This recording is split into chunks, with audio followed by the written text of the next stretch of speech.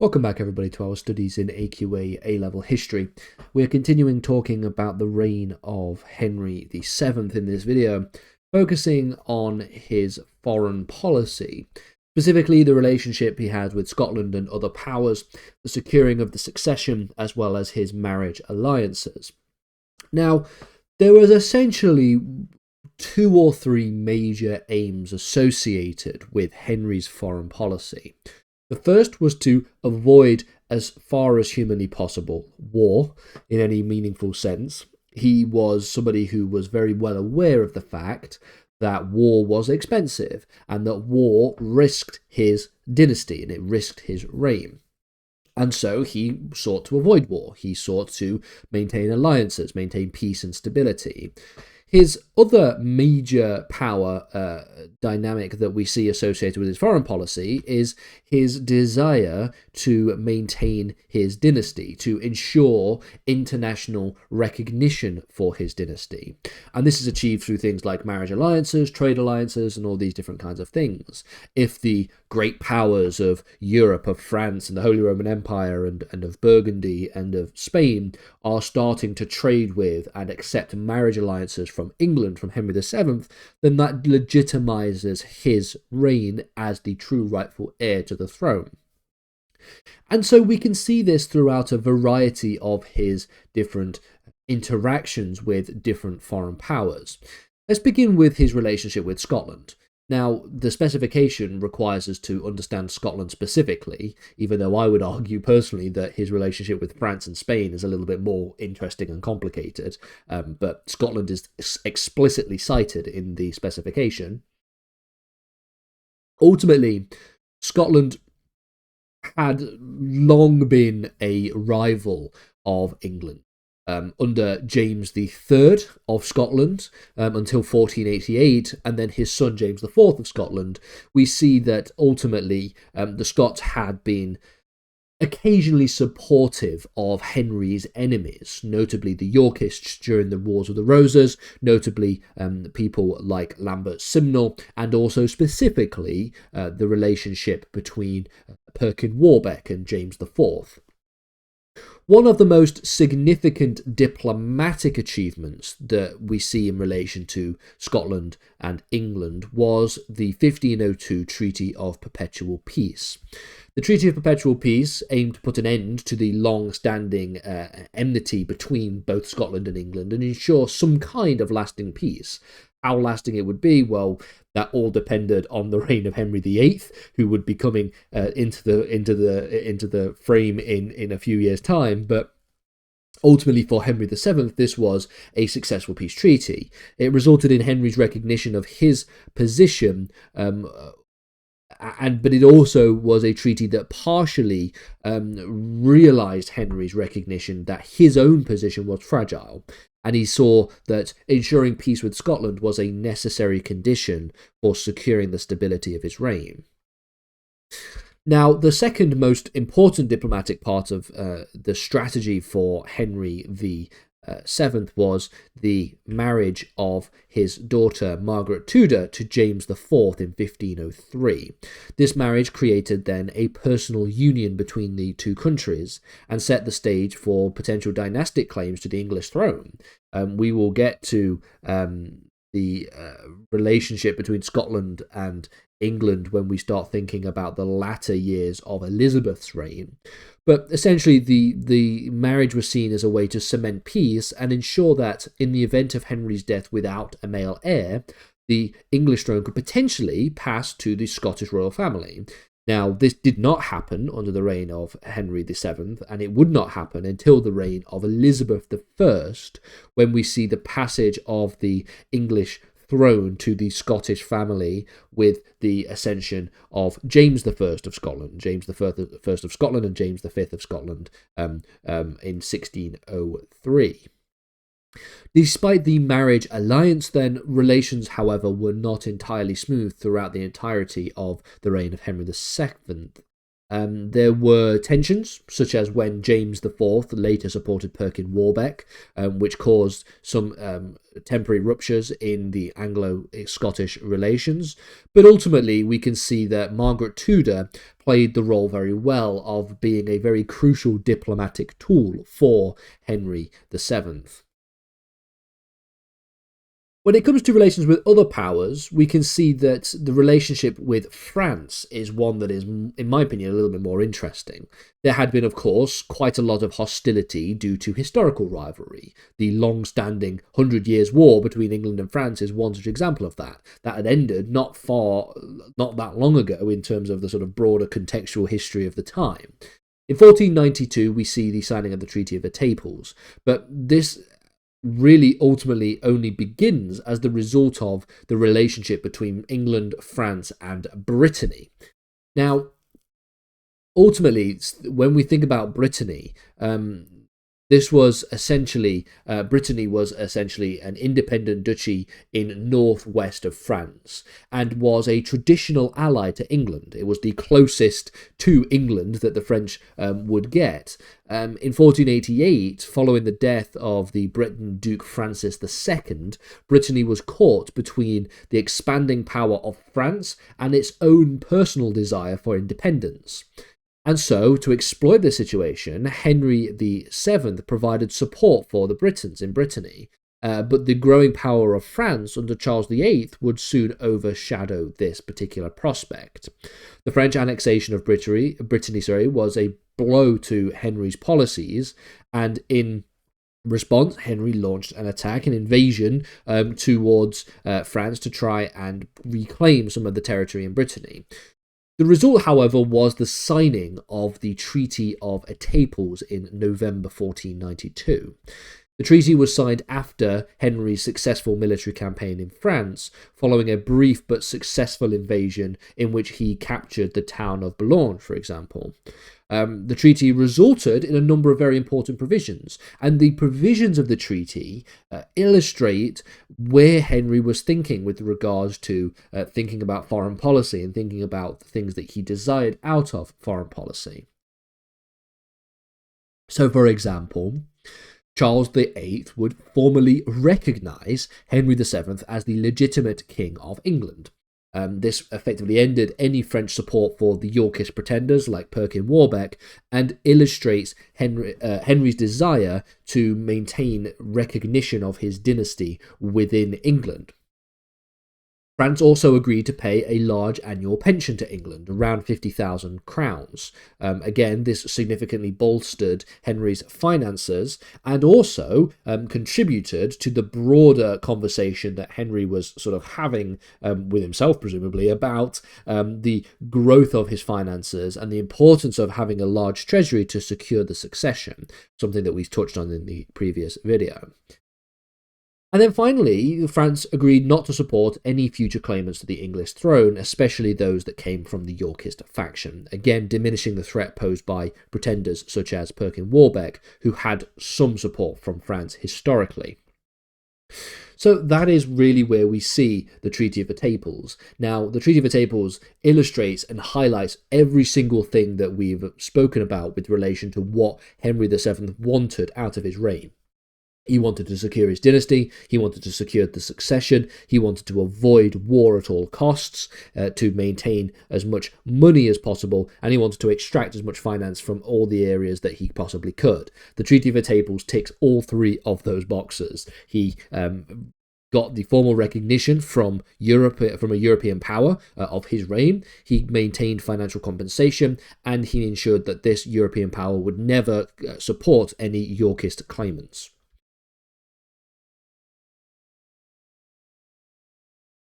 When it comes to his relationship with Spain, it's a little bit more complicated. The most important aspect of this relationship is the marriage of his firstborn son, Prince Arthur, to Catherine of Aragon in 1501. This was a major diplomatic move. Catherine of Aragon was the daughter of King Ferdinand II of Aragon and Queen Isabella I of Castile. The union, which was formalised in 1501, was a diplomatic masterstroke designed to strengthen the position of Henry's reign and aligning England with two of the most powerful monarchs in Europe at the time, Isabella and Ferdinand. Ultimately, Isabella and Ferdinand were not only powerful rulers, but they were also pivotal figures in what was known as the Reconquista, the centuries-long campaign to expel the Moors from Spain. Their marriage had united the two largest and most powerful kingdoms in the Iberian Peninsula, Castile and Aragon, creating the basis for what would be the growth of modern Spain and the modern Spanish Empire. The victory over the Moors, for example, at the Battle of Granada in 1492, and the establishment of the Spanish Inquisition made them very influential figures. So just a little bit of Spanish history there for you to illustrate the kind of importance of Isabella and Ferdinand. And so Henry was very keen to align himself with such powerful figures, and that's what we see. Marrying his son to the daughter of Ferdinand and Isabella would give Henry a significant amount of political weight on the international stage. Now, there are lots of different considerations that we see here. That ultimately, the tragedy of Medina del Campo is what is what illustrates this marriage alliance, and a number of other things as well, which we will get to. But ultimately, by marrying Arthur to Catherine, Henry hoped to reduce the likelihood of France intervening in English affairs, given that France had traditionally been a rival of England, as well as Ferdinand and Isabella, though sometimes rivals of France themselves. These were all seen as potential allies against French ambitions in Europe.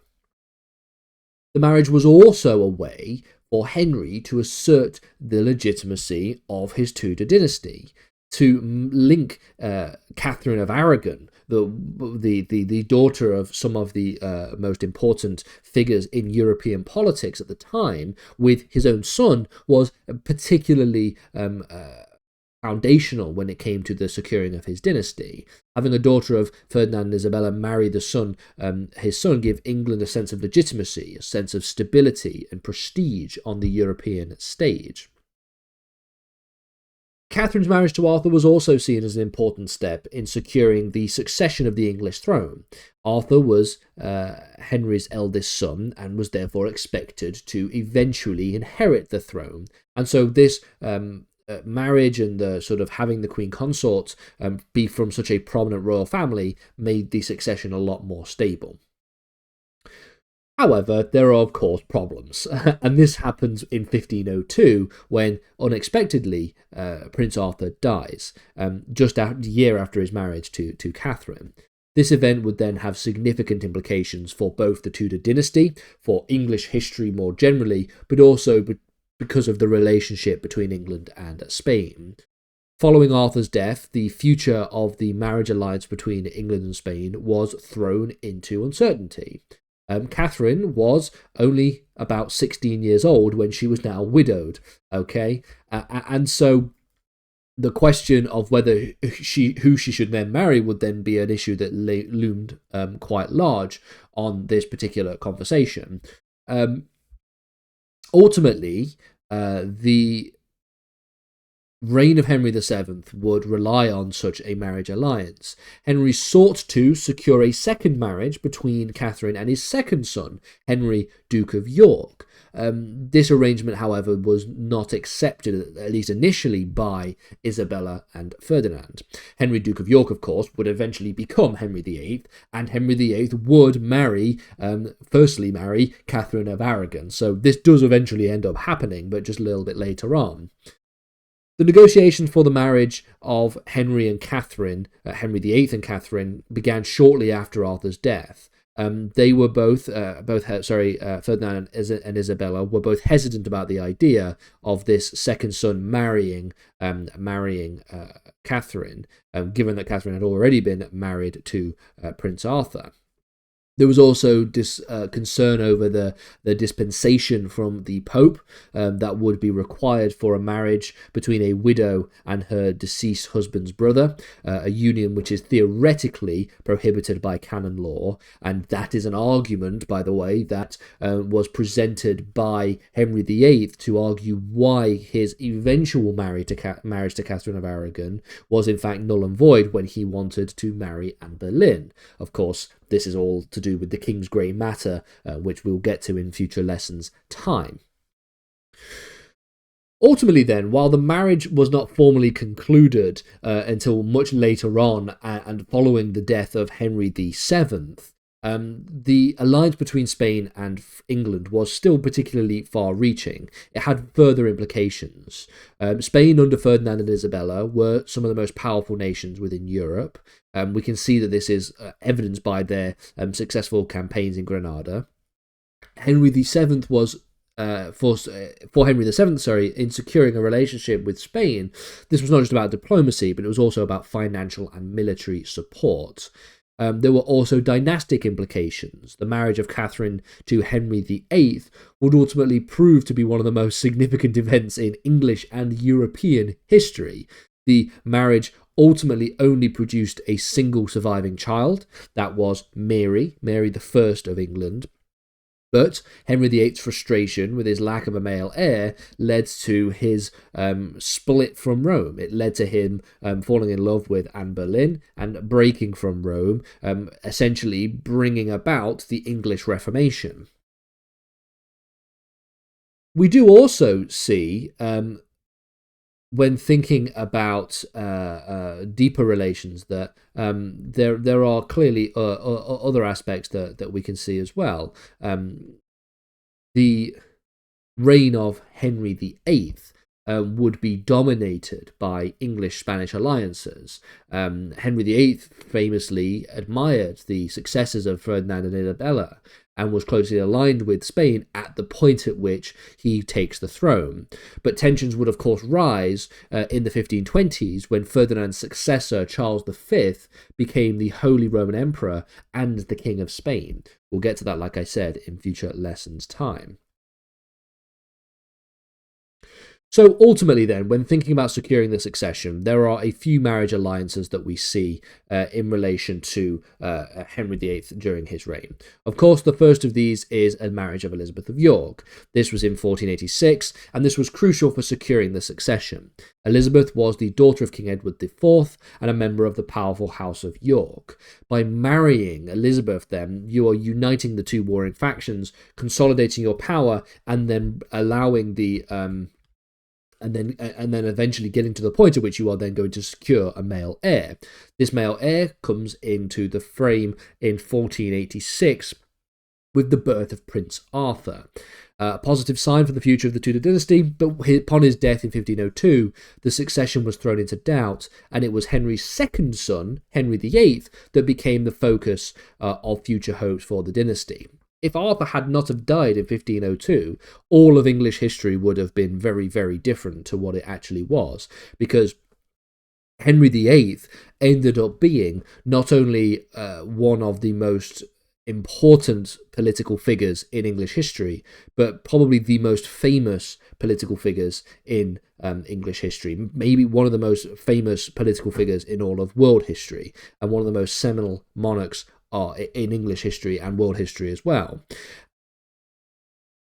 When we see marriage alliances between Margaret Tudor and James of Scotland, we can see that this was also an important diplomatic tool. The marriage not only helped to secure peace with Scotland, but it also set the stage for the eventual union under James VI.